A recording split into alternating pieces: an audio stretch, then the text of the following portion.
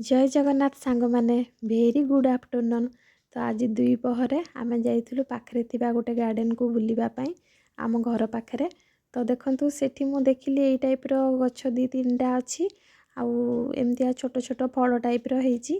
तो सेठी जी सिक्यूरीटी भाई थिले मु पचारि गोटे छोट भिडियोटे भी बनई की आनली।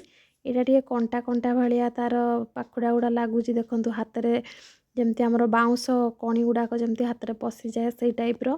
तो से भाई को पचारि से भाई कहले कि यहाँ टक भेंडी ये टाइप्र कौन गोटे ना अच्छी या खट्टा भाया करी खाती। तो मु तो जानी केबे खाइबी नाई। तो प्रकृत में ये खाइबा जिनस ना यहाँ शो पाई लगाई सेटा भी मु कन्फर्म नाही। तो जदि आपण माने जानिचंती ए गछटार ना कौन आ फलटा कौ काम लगे तो निहाती जनातु। आउ देखा तो बहुत सुंदर होती गछ गुड़ा। आपण जनइबे निहाती जनइले मु आउ थरे जाइकी ताकू आनिकी प्रिपेयर करी।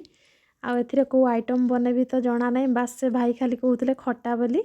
तो आपण जनइले निहाती मु याकू ट्राए करी किसी गोटे भल रेसिपी आनिबा पई। Thank you.